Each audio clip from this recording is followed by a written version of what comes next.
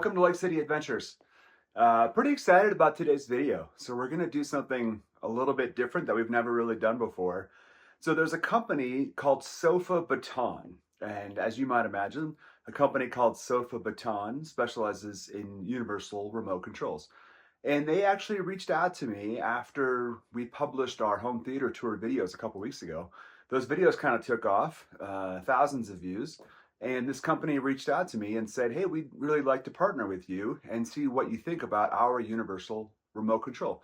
So they sent me this product in the mail, got it right here in the Amazon box, to try and post a video on YouTube. So that's what we're gonna do today. So full disclosure, they sent me this product for free. I didn't pay for it. It's called the X1S SofaBaton Universal Remote Control System. I don't really know anything about it. I'm going into this somewhat cold, so we're going to open it together and do an unboxing and set it up and see how it works, and I'll give you my review. This is going to be a completely fair, honest review. I clarified with the company, hey, you guys don't have any objections. If I have any issues with this or it doesn't work well, then I'm going to include that in my review. And they said, absolutely, make this an honest and fair review. So that's what we're going to do. So we're going to pop open this package. I'm going to show you a little bit more about what it is and what it can do. And then we're going to set it up in our home theater setup and see how it works. So this is the SofaBaton, the X1S smart remote. And as you can see, it's got a remote and then it's also got a hub. So somewhat similar to the Harmony setup.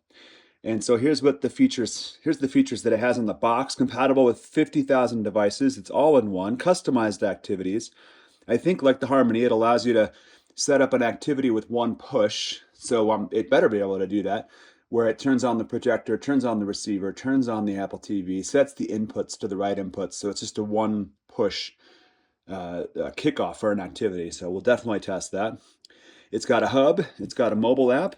It does infrared and Bluetooth control with an IR blaster. So the idea there is that I should be able to put this hub behind the screen, even if you put it into an enclosed cabinet, because it's got Bluetooth and infrared. You don't need to worry about having direct line of sight to the hub. And then the blaster should be able to control any other device that's not Bluetooth capable. So it'll take the Bluetooth signal from the remote, convert it to an IR signal, infrared signal, and control any and hopefully every device that we have. 45 days of working time. So I assume that means the remote itself. I'm not sure yet if it's rechargeable or if it has batteries that need to be replaced. SofaBaton, and there's the link to download the app from the App Store, which we'll do in a second here. And it's got a battery capacity of 1,050 milliamp hours with a USB Type-C charging system.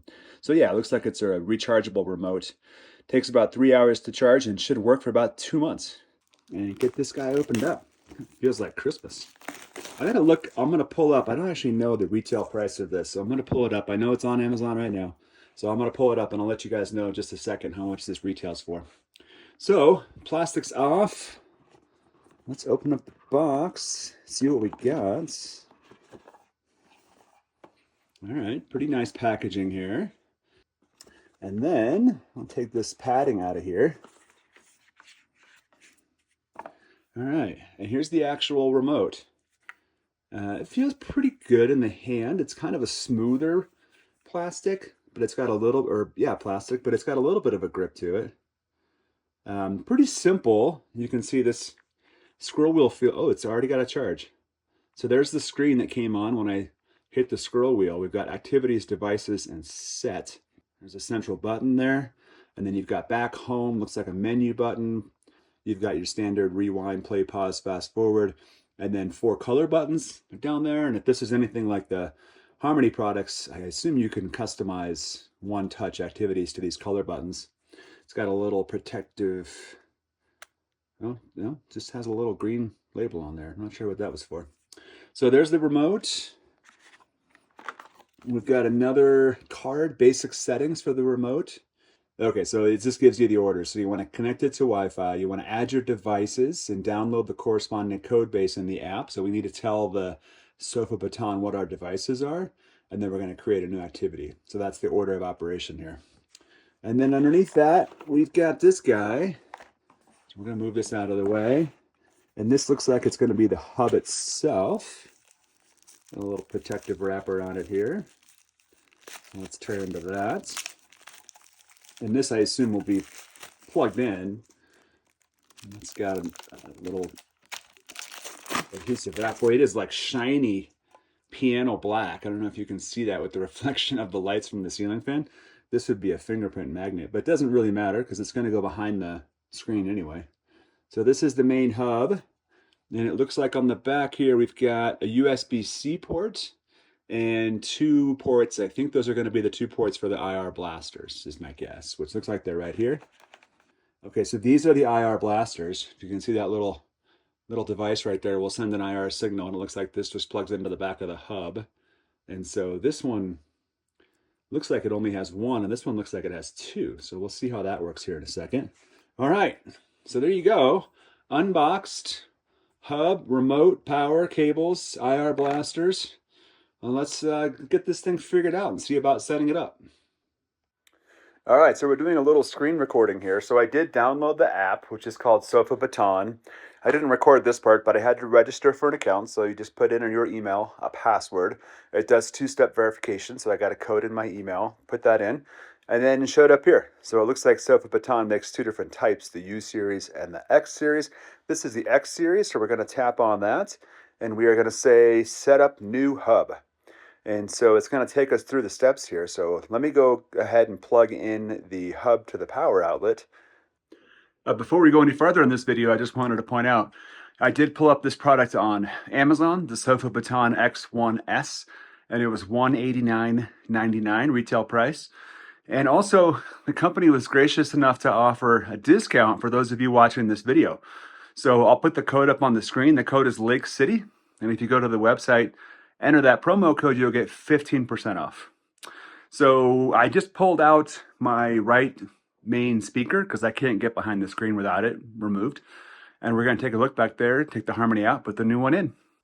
All right, so there's the SofaBaton, and it's got power to our universal surge protector power strip guy right there. So there's that USB block and the USB-C. And then I just have the IR blasters just kind of tucked underneath the front corner here so that they can bounce back and hit the receiver and hopefully the Apple TV. And then this guy puts out an IR signal as well. It should be able to go through the screen and all the way across the room over there to hit their projector.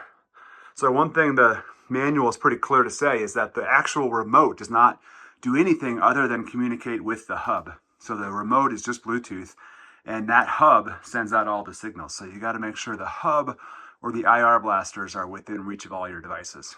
So I think now we're going to go back to that app and see if we can set it up. It says to make sure that the phone you're using is on the same Wi-Fi that you want your hub to be connected to, which it is. And so let's see how it goes. All right, so we're back here on the app. Connect the hub to a power outlet, check. Oh shoot, press and hold the button on the hub for 3 seconds to allow the Bluetooth connection. That's what that button was for. Okay, let's go do it. There is indeed a little button, so we're going to push this. 1, 2, 3. There we go. All right, it's blinking. Let's go back to the app. All right, so the blue indicator of the hub is blinking. Check, and next. Allow SofaBaton to find Bluetooth devices. Yep. Oh, select the hub that you want to connect to. Okay, that's the only one. I guess if you had more than one hub, you'd have to call them differently. You have to allow devices on your local networks. And then we're going to go ahead. All right, so it's provisioning. I entered my Wi-Fi password. And so hopefully right now it's going to be connecting that hub to Wi-Fi directly and then creating the Bluetooth link between the hub and the network. That was quick. I don't know what any of this means, configuring node association, but confirming node association, all done. Select the desired hub on your local network. Okay, so now we have to start setting up devices and setting up activities. So let's see. I'm going to see if this is going to be as easy as I hope it's going to be. So no device available, click to add. What type of wireless control does the device use? Let's do the projector first. So okay, so you can search in the database, or you can also take the original remote that came with your product and learn the commands. That's really nice. So let's search in the database and see if we can find our projector. So we have BenQ, BenQ, and then we have an HT3550 projector. All right, so this allows you to test it right here, right now, which actually is really nice. So you can trigger these buttons and see if they work. So let's try to trigger power. All right, I'm looking at the projector and it appears that nothing happened. So let's try to trigger power on. Nothing. So the power buttons, the trigger buttons are not working, which means either it's not the right device or I don't have the blaster in the right place and it can't see it. So I'm going to try to change that blaster and see if that makes a difference. I can't get it to work. It's got 3 different entries for the same model number in the database. I tried all 3. Nothing would work.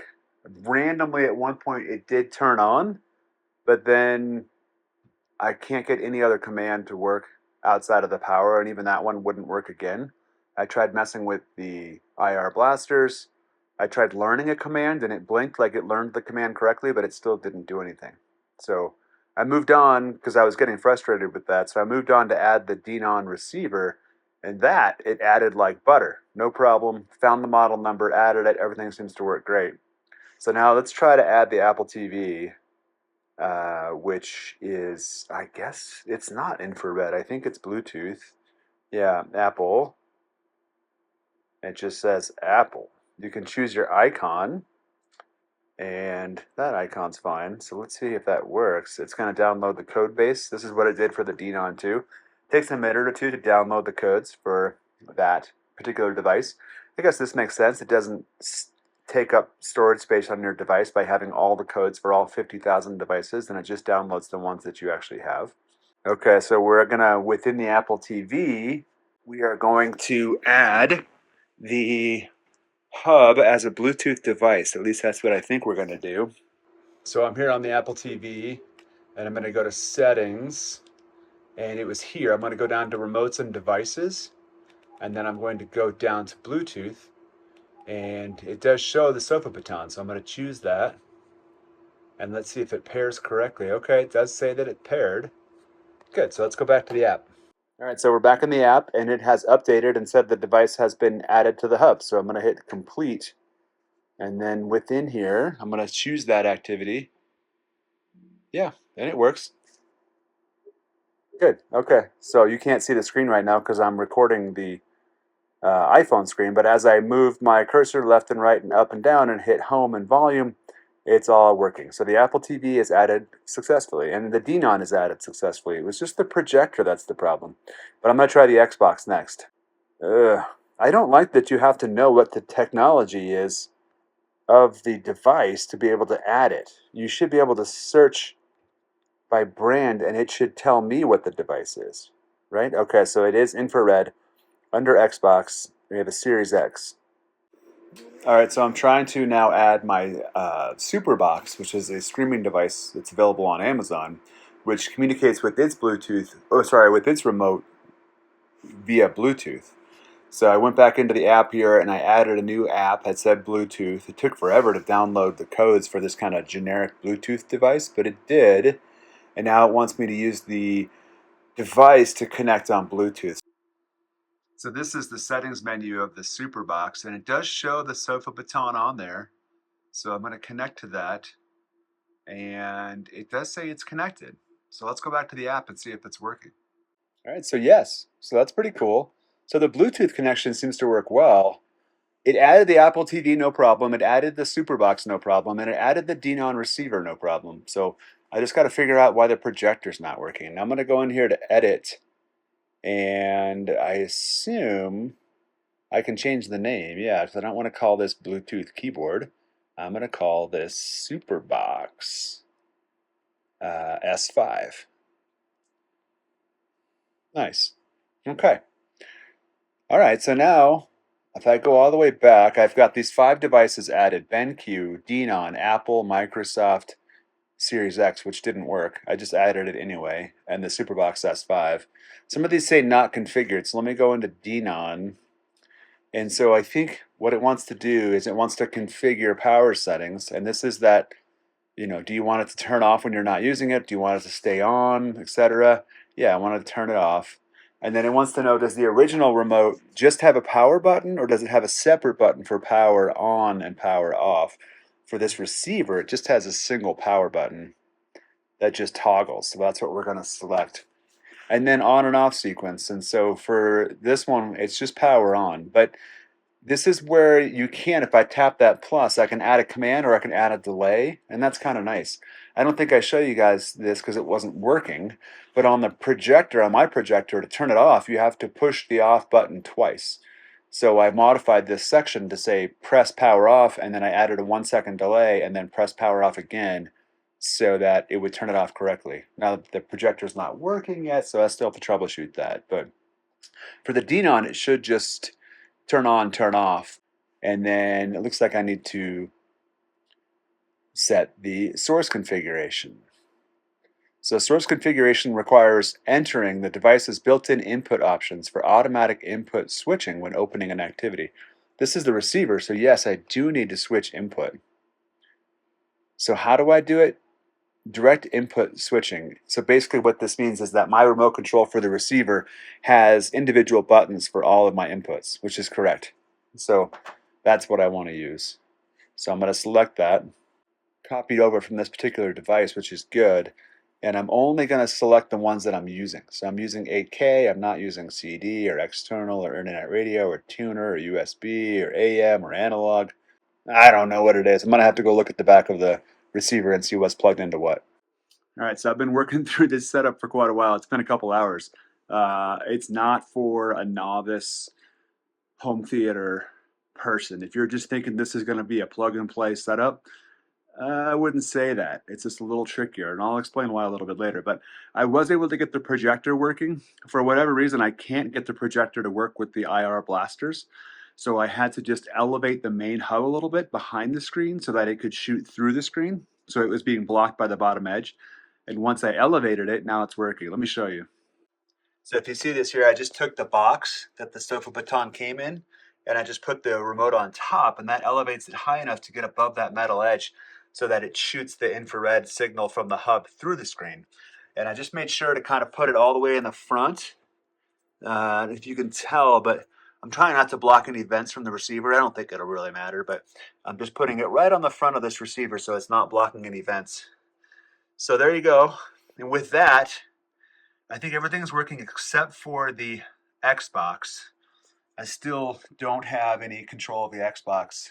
But that could be, the Xbox has a weird proprietary system and it's not really Bluetooth. I had to look it up and see how the Xbox remote actually communicates with the Xbox. The Xbox remote is Bluetooth, but the Xbox itself, you can't just connect Bluetooth headphones to it. It doesn't have its own Bluetooth connection. So that may be just an innate limitation of this device. You may have to turn it on with the Xbox controller. All right, so here's where we're at. I think we have it set up as best as I'm going to get it set up. By elevating the hub, the projector's working fine. I attached one of those infrared blasters right in front of the receiver, so it's working fine. So for the receiver, the volume controls didn't work, but I was able to manually learn the commands from the original remote, and I'll show you how to do that in a second, and that worked fine, so now that's working. The Bluetooth ones, like the Apple TV and the Superbox, they're working fine, and all the input switching and all that's working fine. And I'm starting to get the hang of the remote, so I'll show you that in a second, because the actual remote's pretty cool. The setup process is a pain, like a pain. I would think if that these devices were in the database, it should be easy, but I don't know if it's that these infrared blasters aren't working as well as they should be, or some of the commands in the database aren't right. I mean, I get it. They support 50,000 devices. Oh, and I never got the Xbox to work at all. And I don't think it does. I don't think the Xbox works well with any sort of universal remote control because it has its own proprietary wireless technology. It's not Bluetooth and it's not infrared. So I don't know how a universal remote would control it. If you know, put it down in the comments. So let me show you how to learn a command because that came in handy. You can come in here and this is where you can kind of fine tune your device. So if I go to edit, you can see here all the options that you have, and I can add repair commands, and then it'll show me essentially every command that it has built in for this device. So if you go down here, I'm going to pick a random one so I don't screw up the one I just did. So let's say tuner band. If I needed to repair that, I would click on that, and then you can learn commands from the original remote. So if I tap on that, you then take your original remote and you hold it above the hub about 2 to 5 inches and you push the button and the hub will learn the command. And that worked. The volume on the receiver was not working, but when I did that, it learned it and now it's working fine. All right, so I just wanted to walk you guys through some of the features of the app first, and then we'll look at the remote next. So I'm going to start down here on the bottom left with devices, and let me just show you some of the details within each device. So if I go into Denon here, it does take a second to load the device, but once the device loads up, it kind of shows you a little pictographic of that common commands for that device, so I can control things directly here. If I tap the 3 dots on the bottom right, then you get essentially every command that's in the database. So you can control it manually that way.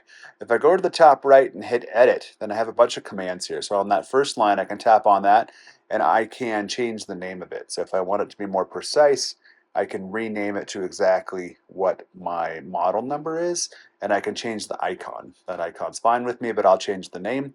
And then the next selection here is add repair commands. So this is where if there's a command that's not in the database, you can add it and learn it from the original remote. You can trigger any of these commands or you can repair them as I just showed you by learning from the remote. So you can really customize any and all commands. I can assign commands to the remote keys. So I haven't shown you the remote yet. I will in a second, but these are buttons that exist on the remote. And so I can individually assign all of them, including there's the 4 colored buttons on the bottom. So I can tap on, say, red, and I can make that whatever I want. So that's where I could program buttons on the remote. Power settings is where I could come back and modify this. So whether a device should turn off when I switch to a different activity, or always on unless the off button is pressed, or if the device doesn't even have a power switch. And then source configuration. And this is where you would configure your inputs. Again, this is the receiver, so I did it here. My receiver manages all of my different inputs, and then there's one cable to the projector. The projector, I only use one input, so I didn't need to switch the input on that. So that's everything within the device. And if I go back, you can see the name is updated, and now I can go through and make any of those adjustments on all 5 devices. Now, if I go over to activities, here's my 3 activities. So if I click on them, it's going to run the activity.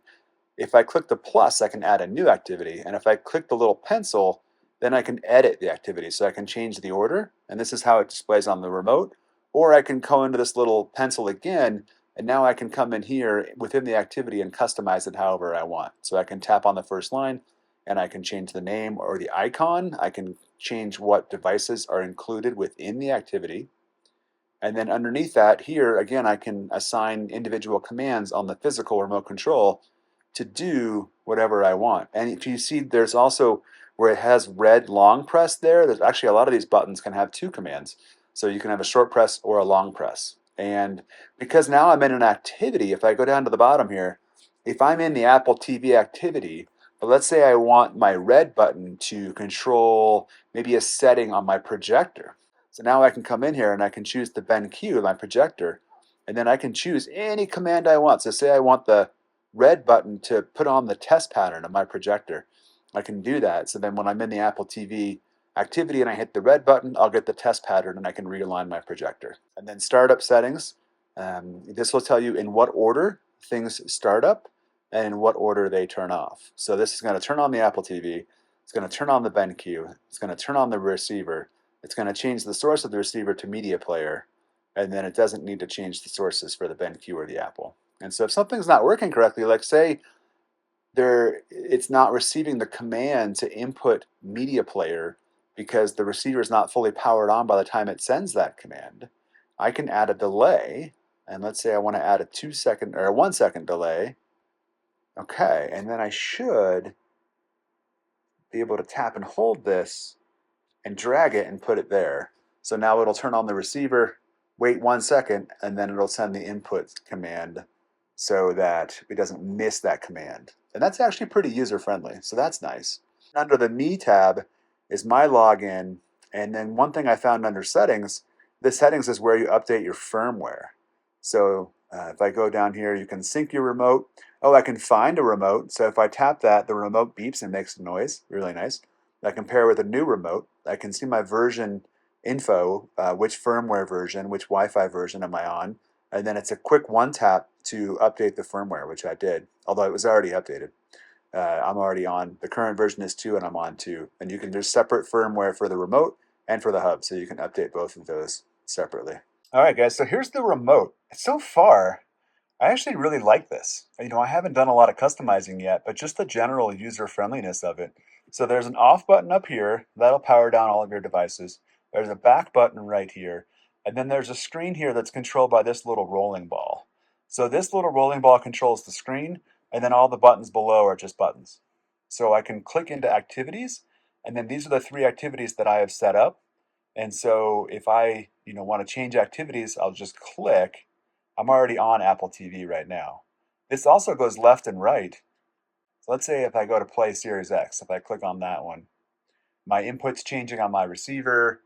It's not turning on the Series X. We talked about this. That's because, oh, it did turn on the Series. I think the Series X was already on. So that's why. It threw me for a second. But it did. It switched the activity perfectly. And if I want to go back to Apple TV, I can click on that. And you see that little kind of streaming green bar there. And then it should, as long as it takes for the receiver to switch inputs, it should bring the Apple TV back. And now these buttons act as Apple TV buttons. And they work great. The responsiveness is nice. I can scroll up and down. I can use the back and the home. And then if I hit volume, when I was setting up the activity, it asked me, what device do you want to control with the volume? So the device is the receiver. So the volume is affecting the receiver, whereas all the other buttons on the remote are affecting the Apple TV. So it seems to work really well. I'm happy with it.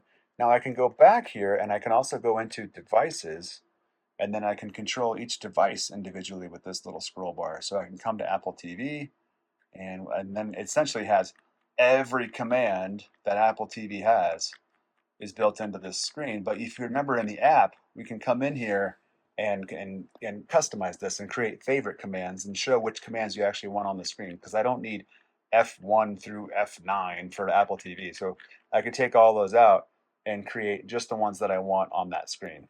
Again, is that user friendly? But the function is there and the features are there. So I go back, and then set is things like sync. If you update the remote, sync, you can set the screen to go to sleep so that it's not disturbing you during a movie.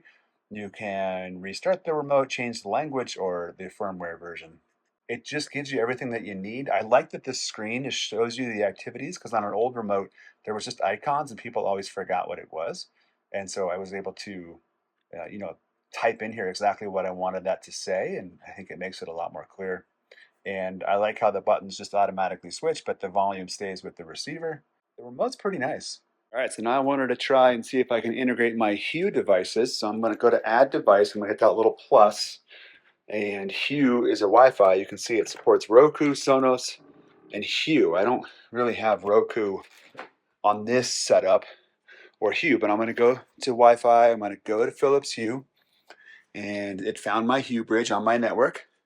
I'm going to tap on that, and then like every other Hue device, you got to push the button on the hub, which I just did, and it connected. I'm going to take out the IP address from the name. I don't think I need that. And I'm going to change it to a light bulb, since these are mostly lights. And it's downloading the codes for Philips Hue, and let's see how that works. All right, so it worked well. So now the Hue bridge is down here on the bottom of my devices, and if I tap on that, it brings up the same kind of generic screen. This screen doesn't really make a whole lot of sense because you don't need a home and up and down and all that, but if I go to the 3 dots, then, it's not the prettiest interface in the world, but I have a lot of Hue devices. It has all of my Hue devices, and I'm sitting here testing, and if I hit theater light on, it's right next to me, it comes right on, very responsive. Theater light off goes off as well.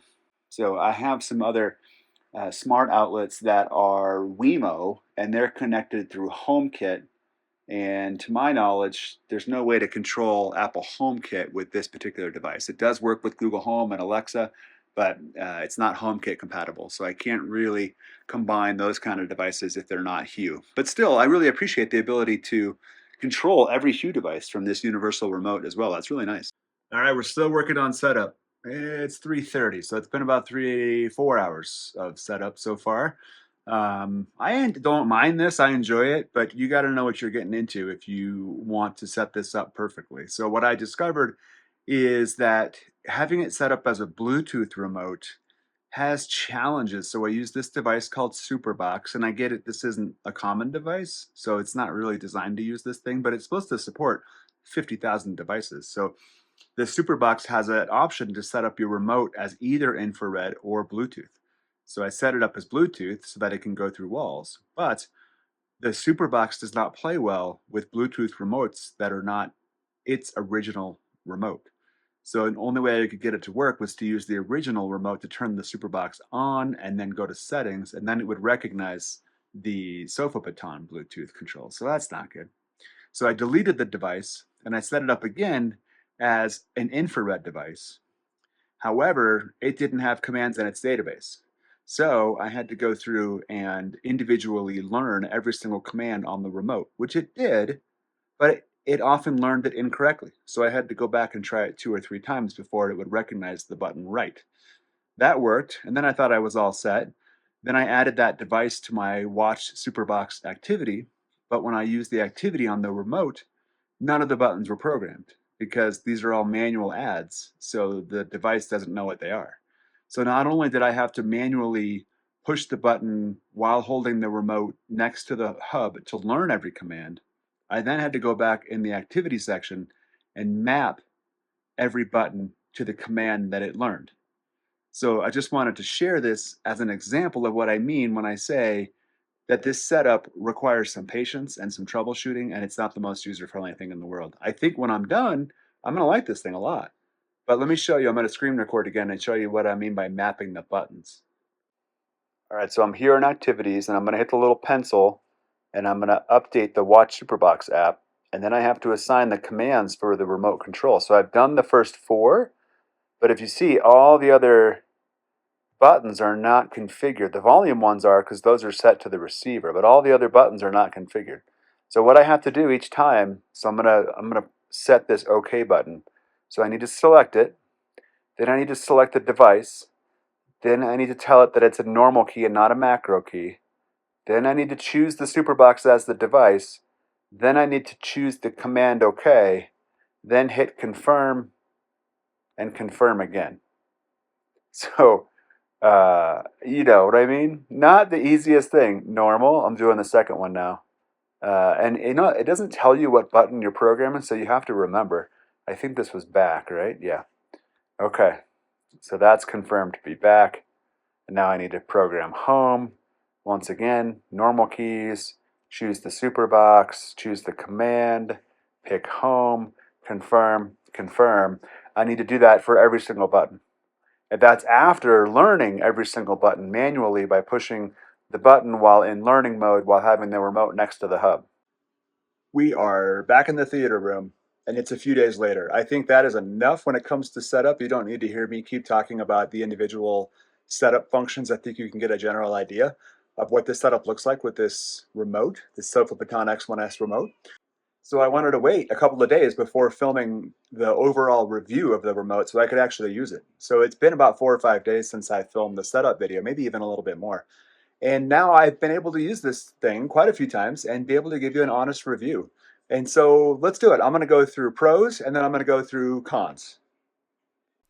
The final review of the SofaBaton X1S. Here are your pros and your cons of this universal remote control. So first, let's talk about the pros. And probably the biggest pro is that this is a great physical remote. The actual feel of it in your hand, the click of the buttons, the weight is really, really nice. It has backlit keys, which is great in a dark theater. It has lift to wake. When you pick it up, the screen just comes on. The battery life lasts for, they say, 2 to 3 months, which is fantastic. I haven't been able to test that yet. You can learn commands from any IR remote, and I think that's huge. So you don't have to have a compatible device in the database. It works with IR remotes and Bluetooth remotes, although I'll say the Bluetooth is a tiny bit buggy getting it to activate. What about cons? Here's the big cons. The first one, duh, it's obvious, it's the setup. The setup is painful. Maybe I just expect too much. I haven't set up too many universal remote controls, but you're going to need patience. You're going to need the ability to go through some technical troubleshooting and be able to spend a lot of time customizing. Those IR blasters that come with it, they seem to be pretty weak. They have to be right next to the device that you want to control. It is not HomeKit or Siri compatible, so I cannot use voice commands from HomeKit to activate anything on this remote, and I cannot add Philips Hue to any activities or macros.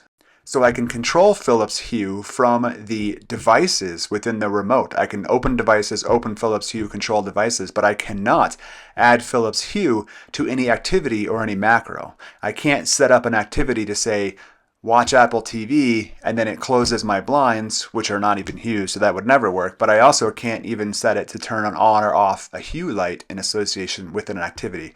That to me seems like a pretty big miss. I think that it's related to the fact that there's no HomeKit integration, so you just have to realize. Now, it does theoretically have integration with Google, with Alexa. I don't have those devices, so I can't test it. So there you have it. So what's the final verdict of the SofaBaton X1S Universal Remote? I like it. I would recommend it. I think at its price point, it's solid. And it's got the core features that you need, including adding nearly unlimited devices and programming commands and IR blasters. And it's functional, and the actual remote itself is ergonomic and comfortable and easy to hold, and I like it.